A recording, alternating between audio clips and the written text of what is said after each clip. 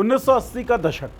भारत और चीन विकास क्रम में साथ साथ कदमताल कर रहे थे, लेकिन तभी भारत राम जन्मभूमि आंदोलन में उलझता है और चीन विकास के रास्ते पर बढ़ता जाता है। आज हालात आपके सामने हैं। 1980 के दशक में भी कुछ तथाकथित धर्म गुरुओं ने देश में नफरत का माहौल बनाया और आज भी अफसोसजनक रूप से वही हो रहा है। जो लोग सभ्य लोगों के बीच बैठना डिजर्व नहीं करते, वो धर्म गुरु बन गए हैं।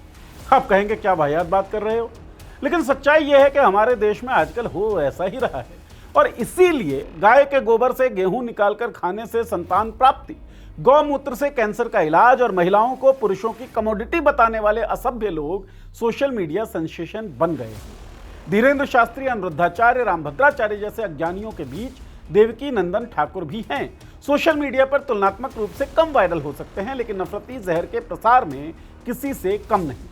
देवकी नंदन कहने को तो कथावाचक हैं, लेकिन कथाओं में करते क्या है? स्यूडो साइंस फैलाते हैं, एंटी वुमेन भाषण देते हैं, सांप्रदायिक नफरत फैलाते हैं, लेकिन कहलाए जाते हैं बाबा।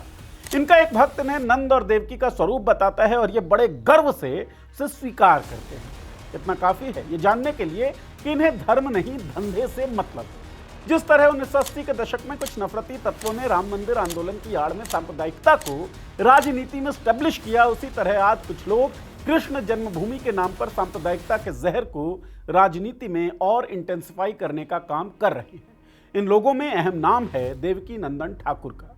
फ्रॉड बाबा के इस एपिसोड में बात उसी देवकी नंदन ठाकुर की।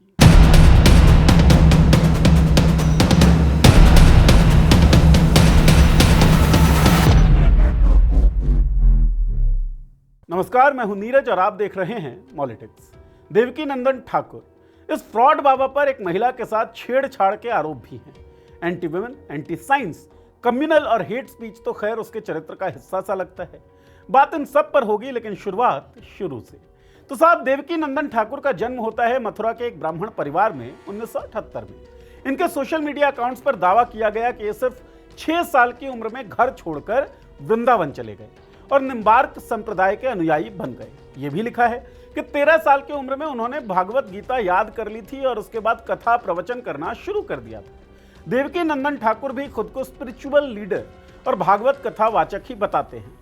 यही छवि बनाकर उन्होंने धीरे धीरे एक बड़ा फॉलोअर बेस खड़ा किया है। इंटरनेट पर इनकी बड़ी मौजूदगी है। ट्विटर पर 4,30,000 के करीब फॉलोअर्स, फेसबुक पर 50 लाख के आसपास और यूट्यूब रील्स पर खूब वायरल होने वाले वीडियोस इनके नाम पर हैं। इनके फेसबुक पेज पर इन्हें शांति दूत यानी पीस मैसेंजर बताया गया है, लेकिन इनके भाषणों, राजनीति से जुड़े बयानात और समाज में फैलाई गई नफरत को देखकर ऐसा लगता नहीं है। ये साहब सोशल इश्यूज पर अजीबोगरीब दावा करते हैं, जिसके कारण उनका किरदार धार्मिक कथावाचक से ज्यादा राजनीतिक आयोजक का लगता है। इस किरदार को और अधिक पुख्ता करने के लिए देवकी नंदन ऐलान करते हैं। 6 दिसंबर को मथुरा जाकर कृष्ण जन्मभूमि के दर्शन करने का ऐलान किया गया। देवकी नंदन खुद कृष्ण जन्मभूमि मामले के याचिकाकर्ता हैं। 6 दिसंबर को मथुरा जाना भले ही एक साधारण धार्मिक कार्यक्रम जैसा लगता हो, लेकिन अगर 6 दिसंबर की तारीख को ध्यान से देखें तो साफ दिखता है कि ये एक बड़ा राजनीतिक संकेत है। 6 दिसंबर वही दिन जब 1992 में अयोध्या में बाबरी मस्जिद का ढांचा गिराया गया। उस समय भी माहौल बिल्कुल ऐसा ही था। कोर्ट में केस चल रहा था, राजनीतिक पार्टियां माहौल गरमा रही थी और कुछ धार्मिक नेता जनता की भावनाओं को उकसाने का काम कर रहे थे। पहले धार्मिक भावनाएं जगाई गई, फिर कोर्ट केस को ईंधन बनाया गया, फिर जुलूस, रैलियां और आखिर में माहौल इतना भड़काया गया कि कोई रोक नहीं पाया। देखते ही देखते एक बड़ा आंदोलन बन गया, जिसे बाद में राम मंदिर आंदोलन कहा गया। अब ठीक उसी तरह की लाइन को दोहराते हुए देवकी नंदन ठाकुर भी इस पैटर्न को ट्राई करते दिख रहे हैं और बेस में है कृष्ण जन्मभूमि मंदिर। इससे पहले देवकी नंदन ठाकुर ने सनातन बोर्ड बनाने का मुद्दा उठाया था। उसका कहना था कि जैसे मुसलमानों की संपत्तियों के लिए वक्फ बोर्ड है, वैसे ही हिंदू संपत्तियों के लिए भी कोई सरकारी बोर्ड बने। नवंबर 2024 में उन्होंने प्रेस कॉन्फ्रेंस करके बाकायदा घोषणा कर दी कि हिंदुओं को अलग से प्रॉपर्टी देखने वाला बोर्ड बनाना चाहिए और बनाना चाहिए सरकार को। इसके बाद उन्होंने सोशल मीडिया पर ऐसी रील्स बनाई जिनमें उनका दावा था, कोई हमको रोक नहीं सकता, सनातन बोर्ड बनकर रहेगा। फिर उन्होंने हिंदुओं को दिल्ली मार्च करने तक की अपील कर डाली। दिल्ली में सनातन इकट्ठे होंगे। एक कथावाचक जिसका काम आध्यात्मिक प्रवचन देना है, वो अचानक पब्लिक में राजनीतिक बोर्ड की मांग करने लगे तो इसका मतलब साफ है, मामला आध्यात्मिकता से ज्यादा सत्ता और नियंत्रण की राजनीति से जुड़ा हुआ है। सनातन बोर्ड के साथ साथ बाबा हिंदू राष्ट्र की भी मांग बार बार करता है। इसके लिए हिंदुओं से अपील करता है कि जातियों को भूलकर सब हिंदू एक हो जाएं, लेकिन खुद कितने बड़े जातिवादी हैं वो समझिए। साल 2018 सुप्रीम कोर्ट ने सुभाष काशीनाथ महाजन बनाम महाराष्ट्र राज्य वाले केस में एक ऐसा फैसला दिया जिसमें कहा गया कि दलितों की एफआईआर दर्ज करने से पहले पुलिस पहले जांच करेगी और इन मामलों में एंटीसिपेटरी बेल भी दी जा सकती है। जांच की बात ठीक हो सकती है, लेकिन जमीन पर इसका असर नहीं। यानी अगर कोई दलित किसी ऊंची जाति वाले के खिलाफ शिकायत करेगा तो पुलिस पहले जांच के नाम पर मामला ठंडा कर देगी। एफआईआर होने से पहले ही मामला इन्फ्लुएंस कर दिया जाएगा और न्याय की पहली सीढ़ी ही टूट जाएगी। इस फैसले के खिलाफ देश भर में विरोध हुआ, जिसके बाद अगस्त 2018 में सरकार ने SC/ST एक्ट में संशोधन कर दिया। एक्ट को बिल्कुल पहले जैसी मजबूती दी गई, यानी एफआईआर पर कोई रोक टोक नहीं और पीड़ित को तुरंत न्याय पाने का अधिकार मिला। सरकार के संशोधन का देवकी नंदन ठाकुर ने लगातार विरोध किया। देवकी नंदन जो मंच पर चढ़कर सभी हिंदू एक हो जाओ, हम सब एक हैं, सनातन की रक्षा करो जैसे लंबे लंबे भाषण देता है, वही SC/ST एक्ट को मजबूत करने के खिलाफ जमकर बयानबाजी करता रहा। उसे समस्या थी कि दलितों को बराबरी और सुरक्षा मिल क्यों रही है। आज भी कई जगहों पर अगर कोई SC/ST लड़का मूंछ रख ले तो कई लोगों को आपत्ति होती है। अगर कोई बारात में घोड़ी पर बैठ जाए तो कुछ लोगों का अहंकार जग जाता है। आजादी के इतने साल बाद भी यह बुनियादी सम्मान एक स्वीकार नहीं किया गया है। ऐसे में जब कोई बाबा SC/ST एक्ट का विरोध करता है तो असल में वो उसी पुरानी जातिवादी मानसिकता को बचाने की कोशिश कर रहा होता है जिसने सदियों से इन समुदायों से बराबरी छीनी है।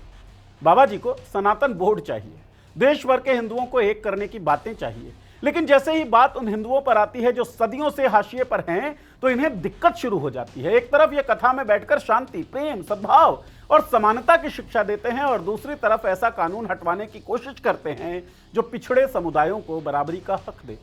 इनकी दलित विरोधी सोच भले ही ओकेजनली बाहर आती हो, लेकिन उनके बयानात में मुसलमान विरोधी भावना हमेशा रहती है।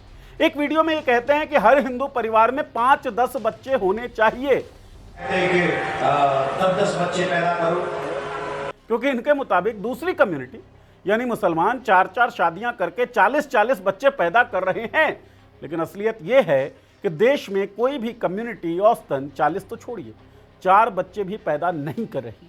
फिर भी बाबा जी अपनी ही दूसरी वीडियो में कहते मिलते हैं, मैं 5-7 बच्चे का बोल दूं तो बवाल, पर जो 4 बीवी रखकर 40 बच्चे पैदा कर रहे हैं उनका कुछ नहीं। अब हमने तो कह दिया 4 पैदा करो, इसमें तकलीफ नजर आ गई, और किसी के 4 बीवी हैं और 40 बच्चे हैं उनमें तकलीफ नहीं। इनका ये बयान दिखाता है कि कैसे ये लोगों की भावनाओं से खेलते हैं। भारत की औसत प्रजनन दर 2.0 तक गिर चुकी है। इसमें भी मुसलमानों के फर्टिलिटी रेट में सबसे ज्यादा गिरावट देखने को मिली है। सरकार के डेटा के मुताबिक 1992 में मुस्लिम महिलाओं की औसत फर्टिलिटी रेट 4.41 बच्चे थी, जो 2021 में घटकर सिर्फ 2.36 रह गई। यानी करीब 30 सालों में मुसलमानों की फर्टिलिटी लगभग आधी हो गई। अब इसी टाइम पीरियड में हिंदू महिलाओं की फर्टिलिटी रेट 1992 में 3.30 से 2021 में घटकर 1.94 आई है। यानी गिरावट तो है, लेकिन मुस्लिम फर्टिलिटी रेट की तुलना में धीमी। अगर तुलना करें तो साफ दिखता है मुस्लिम फर्टिलिटी रेट में कुल गिरावट 2.05 की है, वहीं हिंदू फर्टिलिटी रेट में कुल गिरावट 1.36 की। ये डाटा बताता है पिछले 3 दशकों में मुसलमानों में फर्टिलिटी रेट हिंदुओं से कहीं तेजी से गिरी है। मतलब साफ है, जिस कहानी को बार बार फैलाया जाता है कि मुसलमान बहुत तेजी से बच्चे पैदा कर रहे हैं, उनकी आबादी बेकाबू है, दरअसल वो एक झूठी कहानी। देवकी नंदन की 40 बच्चों वाली कहानी न सिर्फ तथ्यात्मक रूप से गलत, बल्कि लोगों के भीतर डर, गुस्सा और दूसरे धर्म के प्रति गलतफहमी पैदा करने वाली भी है। इस तरह के बयान कई वजहों से खतरनाक हैं। ये समाज में नफरत बढ़ाते हैं, बेवजह धार्मिक तनाव पैदा करते हैं। सबसे बड़ी बात, जो देश आबादी के लिहाज से दुनिया में पहले नंबर पर है, वहां आबादी बढ़ाने के लिए इस तरह से उकसाना किसी अपराध से कम नहीं है। यह अपने एक वीडियो में कहते हैं कि जब भी आप किसी ठेले, दुकान या किसी सब्जी फल वाले से कुछ खरीदें तो पहले उसका नाम पूछें। रामलाल है, श्यामलाल है, पंडित है, जाट है, गुज्जर है, कौन है। सब्जी भी लेने से पहले, फल लेने से पहले ये पूछ लो, हाँ भैया रामलाल हतो है कि ना है, देवनाम कृष्णलाल हतो है कि ना है, यादव जी हो, पंडित जी हो, सिंह साहब हो, गुर्जर हो, कौन हो भैया। ऊपर से बात बड़ी मासूम लगती है, लेकिन असल में इसमें एक बहुत खतरनाक मैसेज छुपा हुआ है। अगर नाम मुसलमान निकला तो उससे सामान मत खरीदो। ये सोच सिर्फ एक इंसान के खिलाफ नहीं जाती, बल्कि पूरे समाज में जहर घोलने का काम करती है। दुकान से सब्जी खरीदना हो या फल, बाबा जी इसे धर्म के चश्मे से देखने की सलाह देते हैं ताकि रोजमर्रा की सबसे आम चीजों में भी नफरत घुसा दी जाए। बाबा जैसे लोग ये जानते हैं रोजमर्रा की जिंदगी में कौन सी जगहों पर नफरत डालना सबसे ज्यादा जरूरी है। ठेले, दुकानें, मोहल्ले, भीड़ वाली जगह जहां लोग रोज मिलते हैं, अगर वहीं नफरत बो दी जाए तो बाकी काम आसान हो जाता है। बाकी बाबाओं की तरह देवकीनंदन ठाकुर का भी सबसे पसंदीदा विषय पैट्रियार्की है। इनका मानना है कि पुरुषों को अपनी बेटी, बहन, पत्नी और मां को कभी भी अकेला नहीं जाने देना चाहिए। जितने भी पुरुष यहाँ पर बैठे हैं, अपनी बेटी, अपनी पत्नी, अपनी बहन और अपनी माँ कभी भी पराये पुरुष के साथ अकेली नहीं भेजनी चाहिए।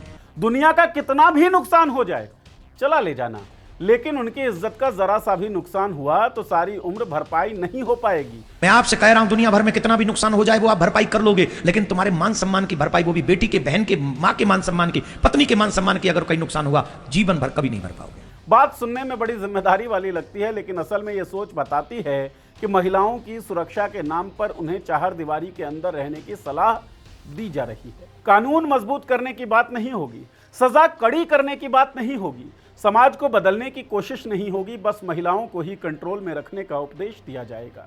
यानी हल खोजने की बजाय समस्या का ठीकरा महिलाओं की स्वतंत्रता पर फोड़ दो।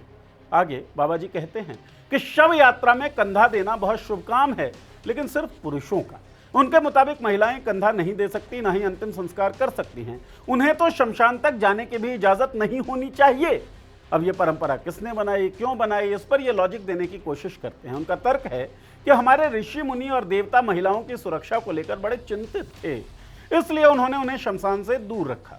शमशान में भूत, प्रेत, आत्माएं, बेताल जैसे नकारात्मक लोग रहते हैं, इसलिए माँ बहनों को वहां जाने से रोका गया। हमारे ऋषि मुनियों ने, देवताओं ने बड़ी चिंता की आप लोगों की, देवियों की। शमशान में भूत, प्रेत, पिशाच, बेताल ये सब वास करते हैं, जितने भी नेगेटिव है सब वहीं वास करते हैं।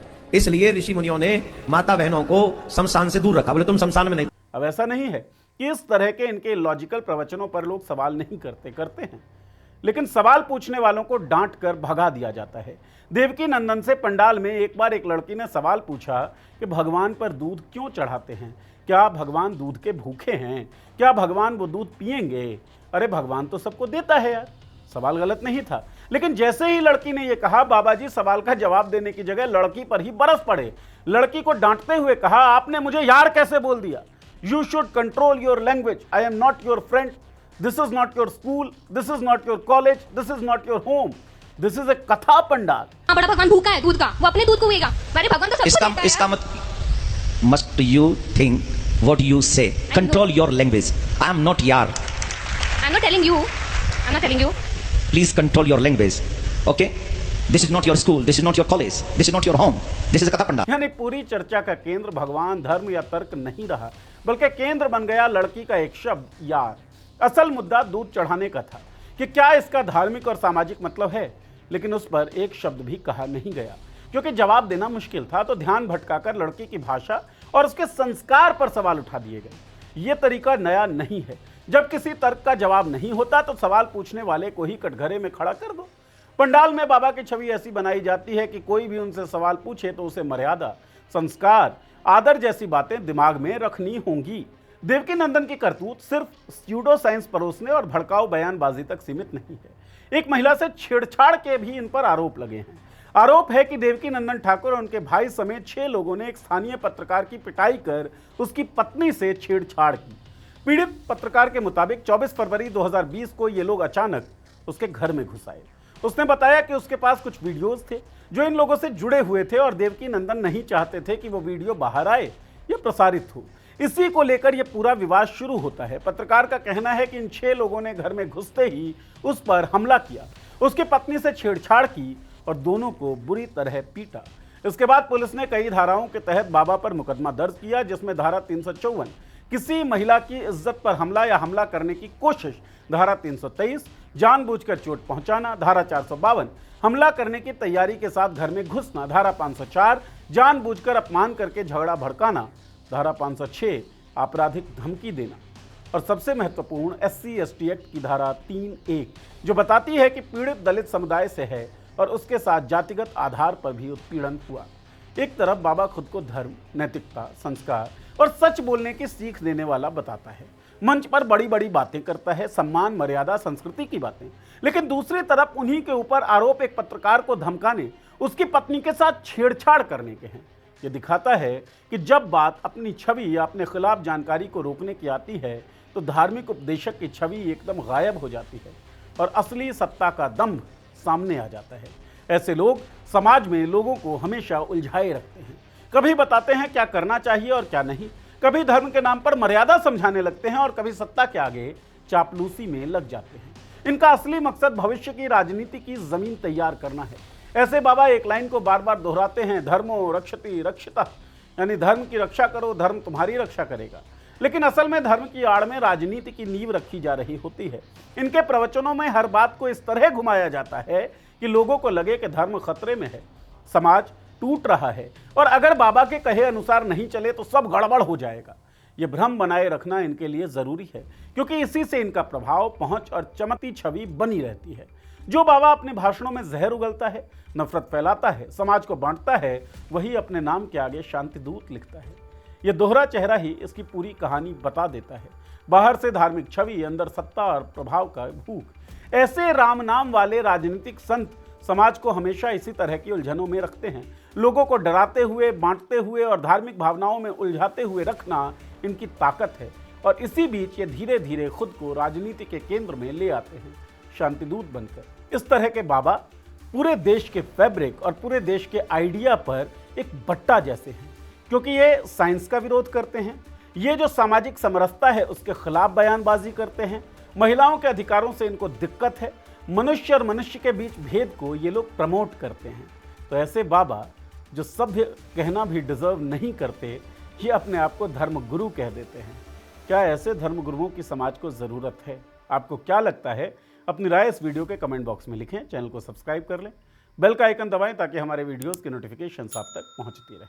शुक्रिया।